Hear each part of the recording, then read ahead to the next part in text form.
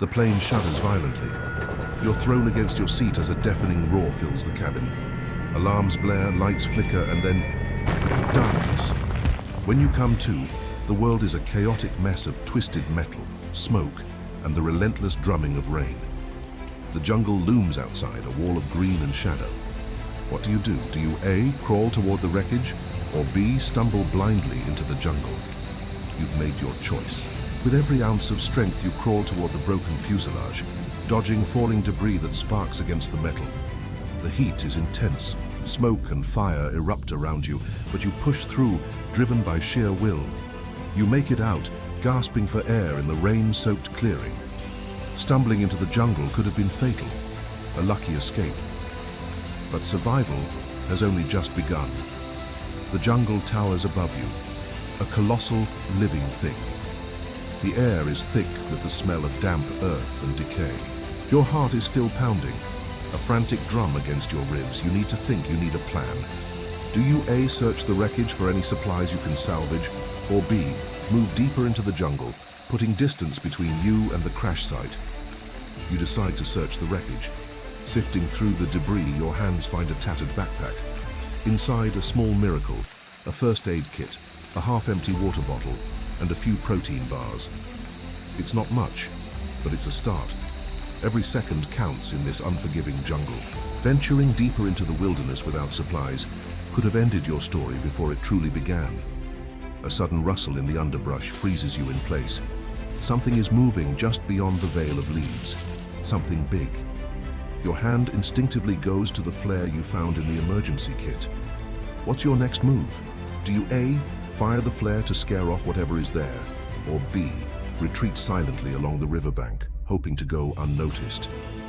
Your hand trembles as you pull the cap off the flare. With a sharp hiss, a blinding red light erupts, illuminating the dense jungle. A large wild pig, startled by the sudden light and noise, squeals and crashes away into the foliage. Your heart pounds in your chest, but you are unscathed. You survived. Had you retreated along the riverbank, you might have walked straight into the path of an even greater danger. Days begin to blur. The cuts on your arms and legs burn with a constant sting, and a gnawing hunger has become your permanent companion. You come across a small, clear stream. Nearby, you spot bushes with brightly colored, unfamiliar fruit. You're starving. Do you A, try to catch fish in the stream, or B, risk eating the unknown fruit from the jungle? You choose the stream. Wading into the cool water, you wait patiently, hands poised. With a sudden lunge, you manage to catch a small fish. It's not a feast, but it's protein, it's energy. You cook it over a small, carefully built fire, the simple meal keeping your strength up. And your mind clear, avoiding the potential poisons that lurk in the jungle's deceptive bounty.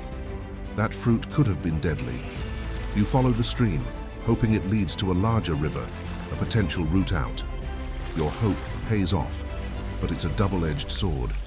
A fast-moving river churning with white water now blocks your path. The current is powerful, unforgiving. Do you A, attempt to wade through the treacherous current, or B, take the time to build a raft from fallen logs and vines? You decide against challenging the river's might directly. You spend hours gathering sturdy logs and strong vines. Your hands roar from the labor. Carefully, you construct a small, functional raft. Pushing it into the water, you climb aboard, letting the current become your ally, carrying you safely to the other side. Wading through that river would have been a fatal mistake. The currents here are lethal. Night falls, and with it, a new set of fears. The jungle transforms into a place of unseen threats. A low growl echoes through the trees closer than you'd like.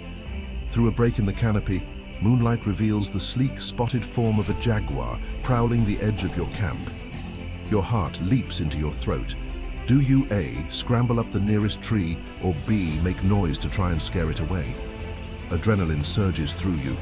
You find a tall, sturdy tree with low-hanging branches and begin to climb, your muscles screaming in protest. Just as you pull yourself onto a thick limb, the jaguar appears below. It circles the base of the tree, sniffing the air, its powerful form a silhouette in the moonlight. After what feels like an eternity, it loses interest and melts back into the shadows. You're safe, for now. Making noise could have provoked an attack. bringing the predator straight to you. The constant stress, the injuries, the lack of food, it's all taking its toll. A fever begins to set in, and the jungle around you starts to twist and shimmer. Hallucinations flicker at the edge of your vision, voices whispering on the wind. You know you're fading. Do you A, push through the delirium to search for fresh water and edible plants, or B, give in to the exhaustion and rest immediately? You fight the encroaching haze. You force yourself to focus, to move. You find a small clear spring bubbling from the ground and recognize some edible plants you saw in a survival guide once. You drink the cool water and chew on the plants, the simple act grounding you, keeping you alive, and pushing back the dangerous hallucinations. Resting in that state could have let the fever take over completely. After what feels like an eternity of pushing through dense undergrowth, you stumble into a small sun-drenched clearing. This is it. This is your chance. A chance to be seen. You have to create a signal. Do you A, use fallen branches to build a large SOS signal on the ground? Or B, use your remaining supplies to attempt a smoke flare? You choose to build. With renewed purpose, you gather branches and logs, dragging them into the center of the clearing. You lay them out carefully, forming 3 massive letters, SOS. It's hard, exhausting work, but as you look at your creation from the edge of the clearing, a flicker of hope ignites within you. Someone has to see this. An incorrect smoke signal could have simply blended with the jungle haze, or worse, attracted predators instead of rescuers. You see it in the distance, a faint, unnatural light, a flicker of hope on the horizon. It's your last chance. But between you and that light lies a final stretch of treacherous, muddy terrain that looks like it could swallow you whole. Your body screams for rest. Do you A, push through the mud, giving it everything you have left, or B, rest for a while before making the final move?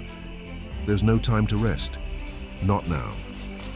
You push forward, plunging into the thick, sucking mud. Every step is a monumental effort. Your legs feel like lead, your lungs burn, but you keep your eyes fixed on that distant light. It grows brighter, more distinct. It's a road, it's civilization, it's safety. Resting now, so close to the end, could have cost you everything. You collapse at the edge of the jungle. The harsh feel of gravel under your hands a welcome shock. The jungle is behind you. You made it. But the ordeal isn't over. In the distance, you see the smoke of a village, but you also hear the faint, rhythmic chop of a helicopter. Where do you place your final bet? Do you A, signal the helicopter, or B, head for the distant road? You choose the sky. With the last of your strength, you wave your arms frantically as the helicopter passes overhead. It banks, turns, and then hovers directly above your clearing. A rope ladder descends. A face looks down, shouting words you can't quite hear over the rotor wash. But you understand. You're finally safe. You've survived.